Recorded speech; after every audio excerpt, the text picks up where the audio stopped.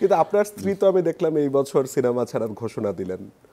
এখন সামনের দিনে কি তাহলে অন্য নায়িকা আসবে নাকি আপনিও সিনেমা ছেড়ে দিবেন? আহ, আমাদের কিন্তু বর্ষার কথাটা এটা ছিল যে আমাদের হাতে যেই 2-3টা মুভি আছে সেগুলো শেষ করে, জি। সেগুলো শেষ করে তারপরে দেখা যাক। কারণ আমার ওরও কারণ আছে ওর মুভি ছেড়ে দেওয়া। আমাদের যে 2টা ছেলে জানেন, জি।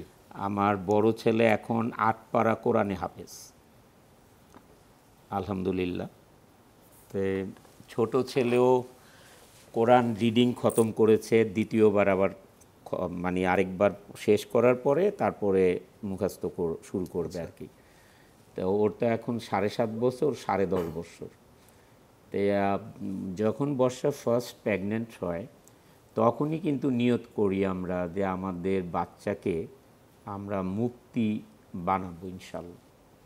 এবং ওরা ছোটোবেলা যখন পড়াশোনা একটা পর্যায়ে মদিনাতে পড়াশোনা করবে, মানে ইসলামিক মাইন্ডে, তখন থেকে আমরা সিদ্ধান্ত নিই।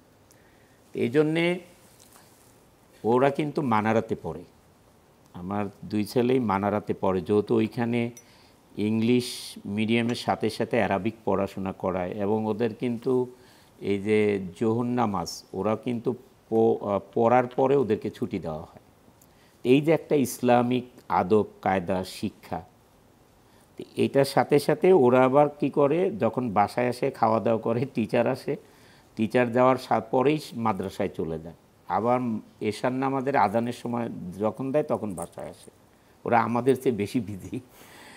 তো যেহেতু ওরা জেনারেল লাইন এবং ইসলামিক লাইনে পড়াশোনা করে, তো ওর আম্মু আর কয়দিন পরে ছবি করবে, এটা ভালো লাগবে না দেখতে, কারণ বাচ্চারা বড় হয়ে যাচ্ছে। আর আমিও হয়তো চাবো না যে আমিও এখন আমার বাচ্চারা ইসলামিক পড়াশোনা করবে, আমরা ছবি করে বেড়াবো, এই জিনিসটা দেখতে ভালো লাগবে না। তো আগে আমাদের হাতের 2-3টা কাজ যেহেতু 50-50 হয়ে আছে, কোনোটা 60-70ও হয়ে আছে। নেত্রীদা লিডার কি অবস্থায় আছে? নেত্রীদা লিডারের ছবি মিনিমাম 70% শুটিং করা, আচ্ছা। এই 30% শুটিং ব্যালেন্স আছে। গল্পটাই ছিল আমাদের, এই ছবিটা তো তুর্কির সাথে কো প্রোডাকশন করা। আমাদের এটা সময়ের জন্য হয়নি কেন, আমার সবসময় আমি ফোকাস করি ব্যবসায়।